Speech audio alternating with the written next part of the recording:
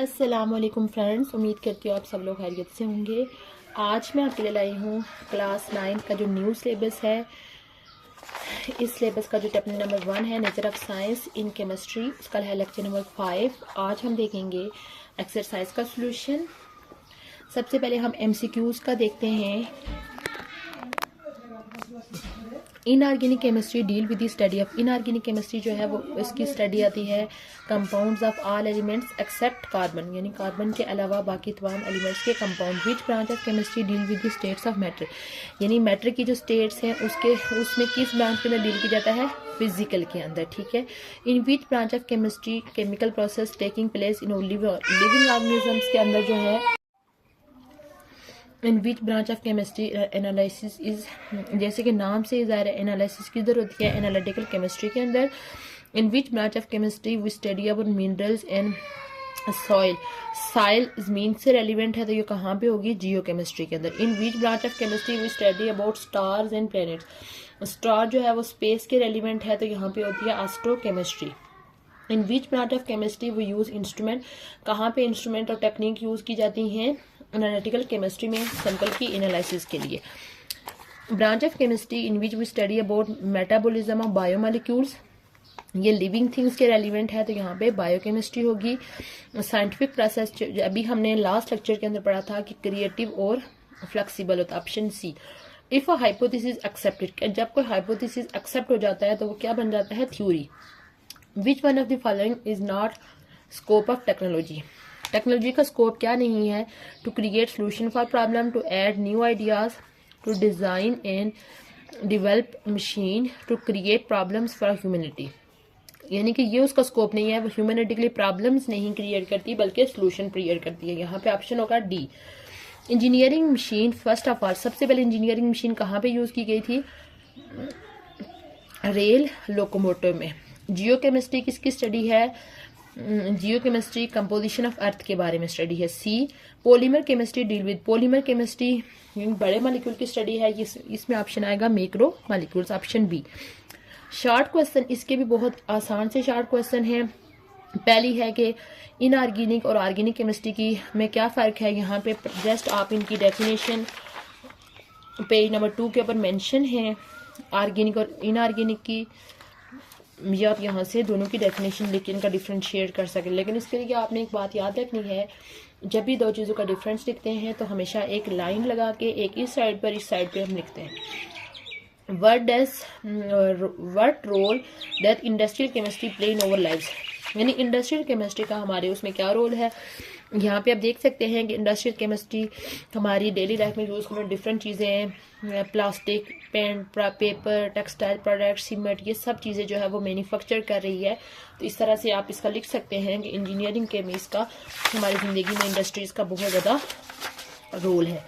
उसके बाद analytical chemistry की डेफिनेशन है। उसके बाद कोई सी भी 3 पॉलीमर, यहाँ पे आप पॉलीमर केमिस्ट्री के अंदर डिफरेंट पॉलीमर्स के नाम मेंशन है, कोई से भी 3 पॉलीमर उठा सकते हैं। क्वालिटेटिव और क्वांटिटेटिव एनालिसिस क्या है उनके बारे में ये एनालिटिकल केमिस्ट्री के अंदर दोनों का अलग अलग करके लिखा हुआ है। उसके बाद बायोकेमिस्ट्री का क्या रोल है, बायोकेमिस्ट्री के अंदर आप इसकी डेफिनेशन में आप लिख सकते हैं कि बायोकेमिस्ट्री के अंदर डिफरेंट बायोमॉलिक्यूल की ही सेंसेस और आगे उनकी जो मेटाबॉलिज्म है उसको स्टडी की जाती है। विच branch of chemistry in which structure of atom is studied, atom का जो स्ट्रक्चर है वो कहाँ पे स्टडी की जाता है, फिजिकल केमिस्ट्री के अंदर। विच branch of chemistry define pollutants, pollutant जो है वो इन्वायरमेंट के रेलिवेंट है तो यहाँ पे हमने पहले बताना है कि ये जो कौन सी ब्रांच एक्सप्लेन करेगी, इन्वायरमेंटल केमिस्ट्री, पेज नंबर 2 पे, और फिर उसकी डेफिनेशन भी लिखनी है। उसके बाद न्यूक्लियर केमिस्ट्री की डेफिनेशन लिखनी है, ये भी यहाँ पे मेंशन है।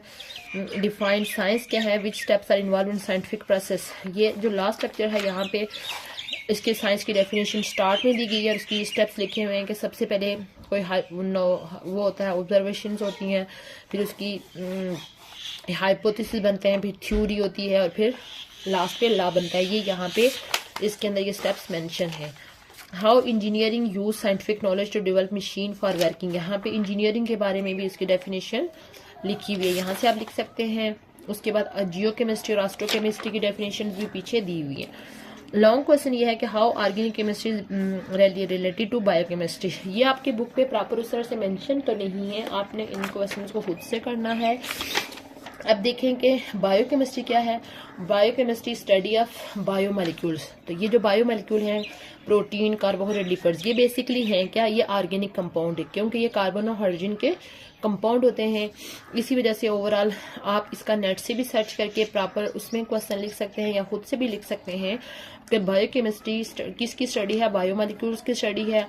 आप डिफरेंट बायोमोलिक्यूल्स को मेंशन करके उनके थोड़े से स्ट्रक्चर बना के आप एक्सप्लेन कर सकते हैं कि ये जो बायोमोलिक्यूल्स हैं बेसिकली ये सारे ऑर्गेनिक कंपाउंड ही हैं। इसी वजह से बायोकेमिस्ट्री और ऑर्गेनिक केमिस्ट्री का आपस में लिंक है।